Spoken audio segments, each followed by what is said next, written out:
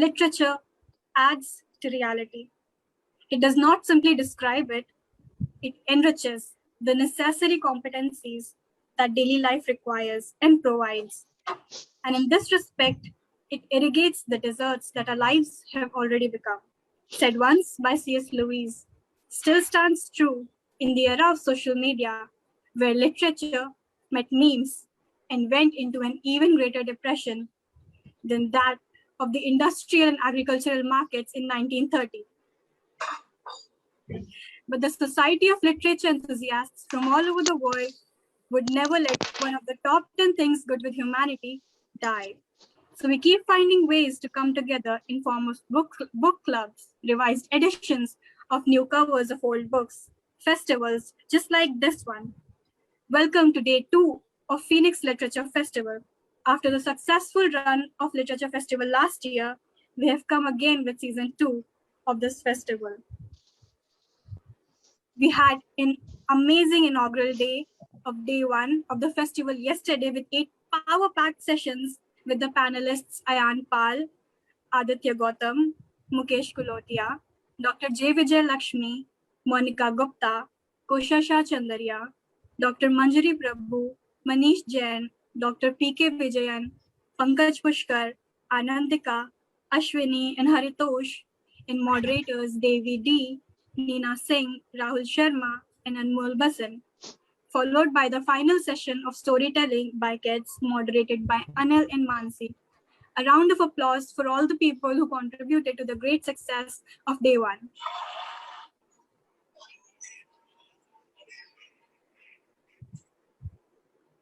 Our day 2 is going to be just as remarkable. We'll be talking about the joy that is writing, and we'll dissect crime thrillers piece by piece to read into the minds of masses, and we'll decode the myths of mythology and the impact of social media on book reading, and if the tragedies are the roots of love stories, and the rise of romantic thrillers and its reflections on the society, about spirituality, about publishing industries, about beliefs, and lots more.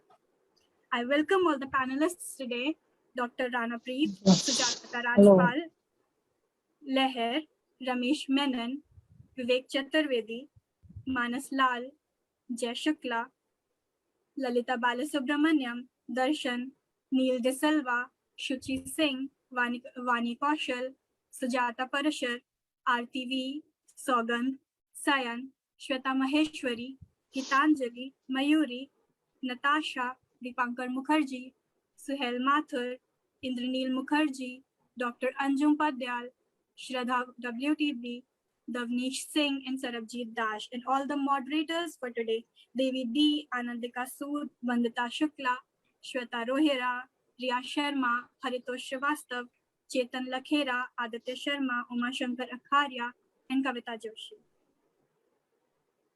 You educate a man, you educate a man. You educate a woman, you educate a generation. Said by Brigham Young, with this thought, we start the first session for today. The theme for this session is Impact of Girl Education on India's Growth. Our moderator for this session is Devi D. Devi D is a creative writer and a marketer based in Delhi. She writes short stories, poems, and quotes. Recently, one of her short stories, Animal and the Third World War, was published in a book pertaining to reuse the climate change. Devi is also a passionate Toastmaster since 2013. Currently, she is the Division E Speech Evaluation Champion, District 41. Now, I'd hand over the session to Devi. Thank you so much, Laiba. Thanks for that wonderful introduction. A warm good afternoon, everybody. I cordially welcome you all to this panel discussion on the impact of girl child education on India's growth story. The other day, I was going through the All India Survey on Higher Education report that is for 2019 and 20. And this shows that the share of girl students is lowest in institutions of national importance. Also, female participation rate in professional courses is very much lower as compared to academic courses. So that kept me thinking that why even after 74 years of India's independence, why women's participation rate is very low when it comes to professional courses. What can we do to improve the situation? What are the issues and challenges? That's exactly what we are going to discuss through this panel discussion. And we have three esteemed panelists with us today. Let me introduce each one of them. First, we have Dr. Rana Gill. She's a veterinary officer with the Animal Husbandry Department of Punjab government, and she's authored 4 books so far. Her 3 novels are Those College Years, The Misadventures of a Vet, Maya, and a collection of mindless, Middles. yes. Middles, yeah, articles. You can say articles. Articles, yes. Titled Finding Julia. Her articles and short stories have been published in famous newspapers like the Hindustan Times, the Hindu, Statesman, Deccan Herald, and so on. We are so happy to have you here, Dr. Rana Gill. Let's give her a big round of applause. Thank you so much, Devi. Thank you so much. It's a pleasure being here, being invited at Phoenix Literature Festival. Thank you so much. Thank you. Thank you. Next, we have Ms. Sujata Rajpal. She's an author, a freelance writer, and a TEDx speaker. She writes articles and short stories for publications like Femina, Deccan Herald, and various e-portals. She's also been an avid Toastmaster, and she gets invited to talk at Toastmaster forums, Rotary clubs, colleges, and libraries. She's also associated with various service organizations in the areas of education and vocational training for underprivileged women. We are so happy to have you in our panel, Sujata ma'am. Let's welcome Sujata ma'am and let's give her a big round of applause. Thank you, Devi. It's an honor for me to be present here at the litfest. Thank you so much. Thank you. Thank you. Last but not the least, we have Lehi Sethi. She's a well-known face in the Delhi social circle, and she's known for organizing various academic events, and she runs her own event conceptualization company called Something Creative, where she has collaborated and worked with various MNCs and government ministries. So she was featured in the Femina magazine called An Inspiration. As a social activist, she is associated with various NGOs and is also secretary to the ICHR, that is Indian Council for Human Relations, and ICUNR, that is Indian Council for UN Relations. So she has won a lot of awards like the ICUNR's International Women's Day Award in 2014, awarded to honor outstanding women achievers of 2013. Also, she has won the award for outstanding work in the field of social service by Buddha Education Foundation, and she's also received the prestigious 6th Nari Gaurav Samman 2019 by the Rajasthani Academy at Indian Habitat Center, and the list of awards goes on. So we are so pleased to have you, ma'am, Lehi ma'am. So let's welcome Lehi Sethi to this Phoenix Literature Festival. Let's give her a big round of applause. Thank you so much. Thank you. It's an honor to be here. Yeah. Now let's open the floor for the panel discussions. First, I would come to you, Lehi Sethi ma'am, that the problem or the challenge of women education in India, is it a demand side issue or is it a supply side issue? Is it that women themselves are not coming out to get themselves educated, or is it a supply side issue that we are facing challenges like transportation issues, sanitation issues, and so on? What is your take on this? So I feel that it's a little bit of both. Education doesn't just start at a later stage, right? You also need primary education to begin with. And in our country, unfortunately, we have an extremely patriarchal mindset, even though that is changing in the metro cities and the cities and the towns.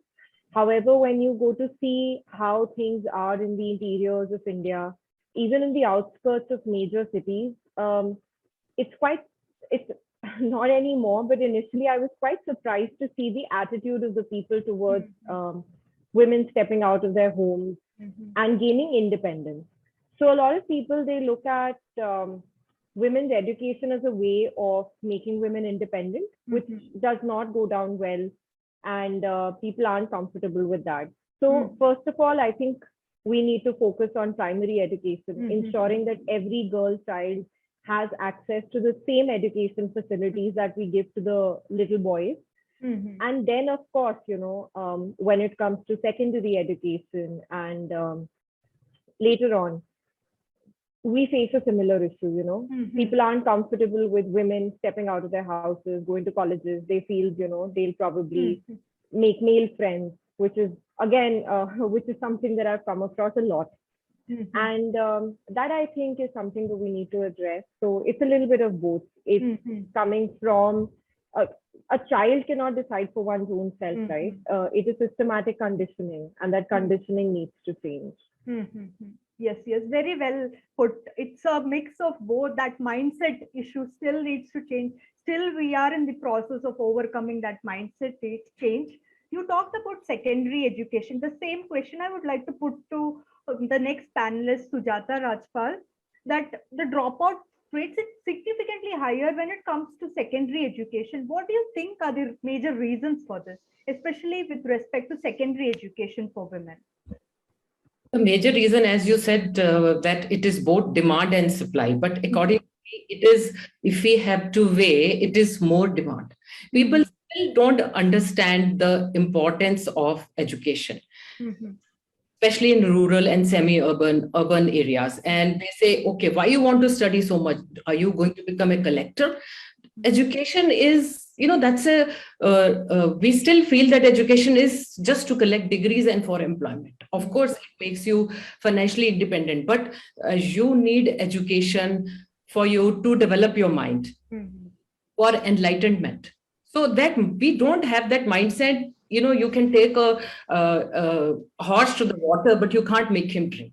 The government is doing lots of things. There are a lot of policies to encourage women to go to school, but still they feel why. And if there is a requirement at home, it will be the girl who will drop out of school and take care of siblings, do household work, and the son will go to school because he will earn, whereas daughter will get married and go.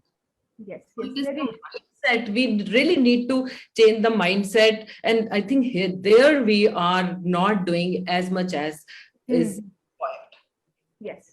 Very, very fairly put, ma'am. Now I would like to go to the third panelist, and I would like to ask her, do you think that poverty and education are two concepts which needs to be addressed together? Poverty and education of women go hand in hand. We should not de-link these two subjects, and we should not view it as separate subjects. Both the efforts should go hand in hand. What is your take on this? Yeah, definitely, Devi, I agree with this thing, the line you have said that poverty and education go hand in hand. So basically the people in villages, especially I'm talking about villages where there is lack of resources. When it comes to lack of resources and you have one girl and one boy, or you have many children, the point is whom to get educated. So the girls are often dropped out, because I live in Punjab and I work with the rural population. So I know what are the problems they are facing. The first problem is there is lack of resources. The marginal farmer in Punjab is not rich enough.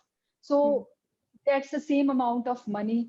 Secondly, apart from poverty, there is a lack of awareness. They don't understand that if they are educating a girl child, they are educating an entire household. She'll go into a different home, she'll get married, and she will, if she is educated, she will take this education along with her into a new house and educate her children as well. So there is lack of awareness as well. Thirdly, I feel that definitely there is some kind of stereotyping. Still people feel that the girl is not going to stay with us. She's pariah dhan, as she's called. She's going to go into other house. And what is the value of educating her? So along with poverty, it is first is lack of resources, lack of awareness, and definitely these gender stereotypes, because the girl will go to other home. So that forms together, all three of them, they are important. I mean, they are, because that's why the girls are not educated. Yes, yes, very, very rightly put. It's a mix of gender stereotype, the infrastructural lack issues, all that comes together and then impedes the penetration of education. Thanks for the inputs, ma'am. Now I'll again come back to Lehi Sethi, ma'am. This is with respect to COVID. Because of COVID, as we know, that schools have shut down. Now again, will the impact be more felt on girls and girl education in particular? How do you see this scenario? Ma'am, you're on mute. Sorry. I think Sujata ji already answered that question when she said that when the choice comes to whether the boy child or the girl child needs to drop out of school when the parents cannot afford it, it's always, the choice is always made, predetermined, you know, so the girl has to drop out of school. I'm sure that, you know, there must be data if the government can put together some kind of data. I don't know if it's available or not, but then we'll get to know what are the actual numbers. But as far as I know, a lot of children in general have been forced to drop out of school because laptops are not available to everyone in this country, neither are smartphones or tablets. So I'm sure that it has led to a lot of children being denied education, which goes against our right to education policy. So it is something that maybe the government needs to look into and, you know, do a little research on. Also, you know, this mindset issue that we face. One of the cliches that I've come across a lot in a city like Delhi is, I mean, even today, people say this about women who like to go in for PhDs, and a lot of women I know who are independent and choose not to get married, for example, have this cliche thrown at them that, you know, she's too headstrong. She's too educated, she's too headstrong, ज़्यादा पढ़ती है, इसका तो दिमाग छरक गया है. And these are things that educated, well-off people say in Delhi. So I don't know how things must be in the rural areas of the rest of the country. Yes, very, very rightly put. It gets more challenging, especially if you're from a rural background. Yes. Now, Lehi ma'am spoke about RTE. I would like to take a point across Sujata Rajpal ma'am.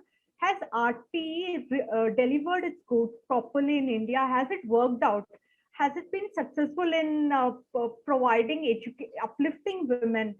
Because we have launched RTE and there's a clause that says that 6 to 14 years of children, they'll be provided free education. So according to you, RTE has worked well in uplifting women's condition. So what is your take on this? RT has worked okay for the primary, that is till 6 to 14. But after that, according to me, this RT should be extended beyond 14, because that's the time, that's the age when women drop out, either because of child marriage or poverty, or because of mindset. They drop out at that stage. So RTE definitely should be, if we want equality for women in education, RTE definitely should be extended beyond 14. Yes, otherwise, that's the stage where it needs the most. Yes, yes, very, very rightly put, ma'am. We need to go beyond that 14 years and need to bring in RTE there, where we see more dropouts at the secondary education level. Thanks for the inputs, ma'am. Now coming to our panelist, Rana Pratap Gill and Rana Preet. Sorry, I'm sorry. Yeah, Rana Preet Gill. And this is regarding education and the political landscape in India. Do you think if more women are educated, that will really lead to a significant change in political landscape of India, especially at the political party level? So how do you see that? See, political landscape is entirely a different approach, because women getting educated and women getting that kind of political exposure, I don't think they are connected. Because still politics is kind of a male dominant arena, you know, even if a woman is educated and even if she does get to that, I mean, acquire a role. For example, if a woman is a sarpanch, you know, sarpanch is the elected representative of the panchayat. And panchayat is a basic setup of the government in villages. So if a woman is a sarpanch, the elected head, she is never ever, treated as a head. It will be either her husband or her sons who will be actually doing all the work, behind the veil. I mean, she'll be just like a stamp, like a rubber stamp. So even if women are, even if women get to that level, I mean, there are very few women who assert themselves, who actually say that we are the elected representative and we want to work our own ways. But in most of the cases, it's again the society. So, but definitely women in power are a kind of example. I mean, they are, source of inspirations for other women to aspire to those levels. An educated woman, no matter if she's a sports person or if she's a film star or if she's a politician, if she's educated, then she's definitely a role model. It kind of adds to her charisma, that despite being a celebrity or, despite doing well in an arena, she's educated as well. But still, women have a long way to go in politics, especially in Indian scenario. Men just don't give them that, pedestal so easily. So we just hope the situation changes in the coming future, but slowly and steadily we can see a change. So thanks for the input, ma'am. Now coming to Lehi Sethi, ma'am, based on your background of working with NGOs and the civil society, so I just wanted to know how effective the work of NGOs is, especially in the field of women's education. So sometimes I feel NGOs are doing more than the government and the resources they are providing, the grassroots level work. So I just wanted to get a first-hand view from your end, ma'am. So yeah, that's very true. I agree with you, Devi. I feel that they both go hand in hand. The NGOs assist the government, and it is the government's job to assist the NGOs, which doesn't always happen. There is a lot of problems that NGOs face, especially when they step into the areas to work. So see, it's basically when somebody comes from the government, right, and approaches people and tries to put across a point, the people are more likely to think of it as a scheme that is compulsory. Whereas when an NGO approaches them, explains it, the approach is very different. It's more humane. It's more connected. Also, most of the NGOs work with the locals. They work with people who are already there, people who are like, Rana Preet said, sarpanches, panchayats. So first of all, the work of an NGO is to educate the people in power themselves, for any change to actually take place. And it is easier for NGOs to penetrate, which is why it has to be a hand-holding experience for both the NGOs as well as the government. But during the COVID wave, the second wave, I must say this, the entire relief process was handled by the people, for the people. And I saw very little of the government, whether it be the central government or the state government, being present much anywhere. So had the NGOs not been there during the first wave as well, during the migrant crisis, feeding them, taking care of the poor, giving them basic amenities, food, ration, it was all done by NGOs. So the NGOs have a very, very important role to play in education as well as in other relief work. That's very rightly put. NGOs, they have the direct connect with the people, and their more humane approach makes people believe them more. Yes, that was very well put, ma'am. Now coming to our next panelist, Sujata Rajpal, I would like to ask regarding the financial independence that women get when they are educated. But actually, are they really financially independent, or is it again their husbands or the male members who control their income from the background? Do we really see that women become financially independent when they get education, or for that matter, they start working? Okay, education equips us to become financially independent, but it doesn't really empower us. As you have rightly said, that there's so many women, especially in the lower strata of society, where they are the sole earning members of the family, but they go home and they give their salary to their husbands or the sons, and they take the decision. So when we talk about women empowerment, it is just not financial independence. It is the empowerment of the mind. So if you say a woman is earning, okay, she's empowered. She is not empowered unless she takes her own decision and decides how she is going to spend the money. So just by educating and making them financially independent, it's not going to serve the purpose. They need to be empowered. And the empowerment comes, that's the reason we are focusing on education. Empowerment comes with education. Thanks. Yeah. Thanks for the inputs, ma'am. Thanks for the inputs. Now coming to our next panelist, Dr. Rana Preet Gill. So I would like to ask her regarding the relation between education and domestic violence. Just by being educated, can a woman prevent domestic violence? Is it true that just by getting educated or getting empowered, she can prevent the domestic violence that's happening in her own life? Sometimes I see even educated women not speaking out. They preferring to remain, mum and not coming out of the violence that they go through in their own homes. So how do you view this? The relation between education and domestic violence? Yeah.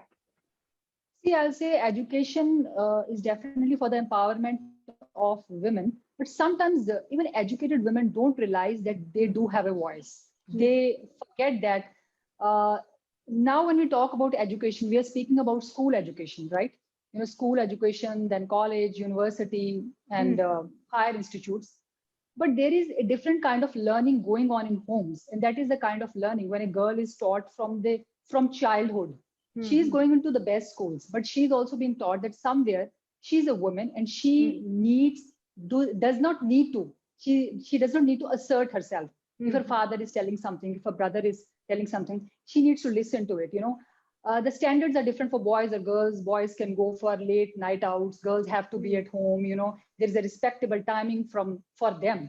So apart from being educated, there is a different kind of learning process going on in homes, which is a paradox, which is completely different. So there are double standards of our society. Even the people who are actually talking about empowerment of women, people who are educated, they are sending their girls abroad, and everywhere for education. They are giving their girls a different kind of learning at homes. So because the girls are, as one of the ma'am said, that it's a patriarchal society. So the girls, they are kind of always confused, and secondly, after marriage, the divorce is still considered an anathema in a society. It is seen as something very bad. If a girl is married, she should not get divorced because society usually single out on divorced women. Why is she divorced? It must be her fault. So these two things often lead educated women to suppress themselves. They do not raise their voice when they are being slapped. They do not raise their voice when they are being mentally tortured. It is not only physical torture, it's mental torture as well. When they're abused by words, when they are told by their husband in harsher words, they are not actually, physically harming them, but there's a kind of a different mental torture, where they are suppressed in homes. So education does not actually empower women unless and until they realize this for themselves, that being educated also means empowering themselves and speaking up for themselves. And the point is speaking up for themselves. So they have to raise a voice. So even sometimes uneducated women, they raise a voice, they beat up their husbands, though, they think that they are physically superior to them and they can do that. Even uneducated women do that. But educated women sometimes, because of the societal constraints and because of a different kind of learning environment at home, suppress themselves. So there needs to be a different kind of education or learning at home as well, which is these kind of things are not taught at schools or colleges. No one teaches women to, raise voice against their husband or their mother-in-laws. So this is the kind of learning which parents have to do. So I have a daughter. So I think my responsibility, along with getting her the best of education, is my responsibility is this also, that I need to tell her that she has a voice and she needs to learn that when is the right time to raise that voice. Yes. So definitely, women have a long way to go, and the structure of families, the kind of things goes on in families, that is also a nurturing factor, whether, this education is actually implemented or not. Correct. Just textbook knowledge is not enough. Right. That is very rightly put. Education begins at home. The way we are nurtured, that helps us have different viewpoints, and that builds our outlook towards the society. So the basic nurturing should be strong. Only then we become really empowered and we speak out. Yes. So we Yes. have almost come to the end of the discussion. Before concluding and closing the session, I would like to request the audience, if they have some questions, they can ask it now. Either you can unmute yourself and ask, or you can even drop questions in the chat window, or you can even raise your hands. Any of you. If you have any questions, you can ask. A question I have for the panelist. My Yes. name is Smita Narayan. Yes. It's to ask you whether you feel things are changing more rapidly nowadays over the last 5 years than they were since our independence, as regards women education, particularly in the rural areas. Okay, I'd like to answer that because I am basically a veterinary doctor. I work in a village. So I have been working since 2006. So, ma'am, change is definitely there, but it is not sudden. It is a very gradual change. It is coming very slowly. First of all, the change is coming in the bigger cities, then it comes to the smaller ones, and eventually it penetrates into the villages. But since I'm working in a village, I have seen the parents getting conscious about the girls' education. So in my profession as a veterinarian, there are very few women in Punjab who are working in the field, so that is kind of something new to the people. But what I have seen over the years is that people are actually coming to me and asking and wanting to know that how their girls can be a veterinary doctor. Earlier, our profession is a male-dominated profession. So the change is definitely there. The perspectives are changing, but it is very slow and gradual. The point is we have to keep on talking about it. We have to keep on speaking about it. We have to keep on discussing about it. The more people come to know, the more, because technology has penetrated villages also. Even in villages, people are using Zoom and internet and everything. So the more it is spoken about, the more they're made aware of this thing, the more they are told that the girls are basically a treasure. They are not just a girl child, but it is the treasure of the family. So slowly and slowly people are coming up. They are getting conscious. They are thinking about it. Okay, first of all, the thing is resources. They need to have the resources. I'm really sorry to say that the parents who don't have the resources, no matter how much you try to educate them, when they don't have the kind of money, when they don't have the kind of money to educate their girls, then how will they do that? In that case, government help is definitely needed. And secondly, if they have the money, they need to be sensitized. More talks in villages. So we hold grassroots level camps in the villages, but we mainly talk about the animal population. If such camps are organized by NGOs for the welfare of girl child, then I'm sure that more awareness can be imparted to the people in rural areas, and definitely in cities there are a lot more avenues, a lot of things happening, people come to know. So yeah, that is my viewpoint, that the talk should go on. The message has to penetrate, it has to reach across. So we have to continue on this journey, and it is a gradual change. Thank you, Smita ma'am. Thank you. Yeah, I'd also like to add something here. So of course, in the rural areas, it exists like Rana, Preet said, but also in cities, when you see a household work, for example, it is mainly done by these people who live on the outskirts. So, there are these small settlements and slums close to residential areas where these people stay. And I once had a girl approach me. I mean, she came to me for a job. She was definitely between the ages 10 to 12, and her mother lied to me and told me that she would be that she's older, she's 16 years old, and that she would be willing to do household work. So one of the other things that I've noticed is that a lot of these girls drop out of school and college because they are forced to do household work, or because they choose to do household work. Because, like Rana said, even if the government gives education for free, and many of them, even if they're smart and get admission, their parents do not want them to do that. The parents want them to do household work as well. And it is very difficult for them to study and to do household work. I mean, this particular parent, I actually called in child health services and reported the parents because they were forcing the girl to work. I mean, I spoke to the girl when she was left alone with me, and I found out she was very young. She had been taken out of school so that she could go to people's houses and work because her elder sister had been married off. So someone had to take the responsibility of doing the household work, and the mother was a household help. So the smaller child was pulled out to do housework at home, and then they thought might as well earn some extra money as well. So it is the responsibility of the government, of all of us also, not to employ children of that age, to ensure that we inform their parents and the authorities if this comes to our notice. And of course, sensitization is the most important thing. Yes. That's a very pertinent points.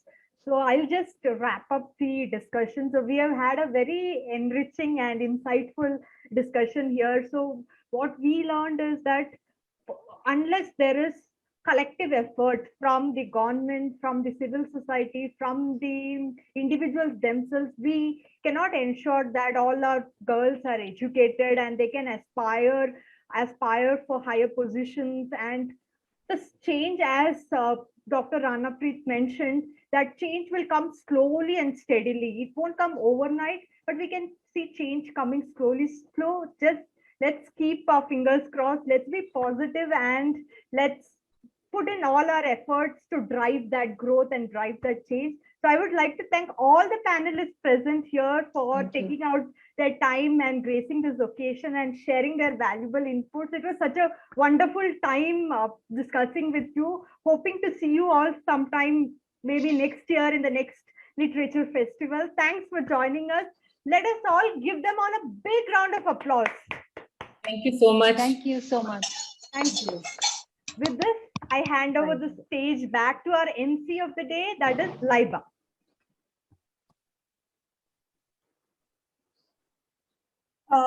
You can never be overdressed or overeducated. What a wonderful session.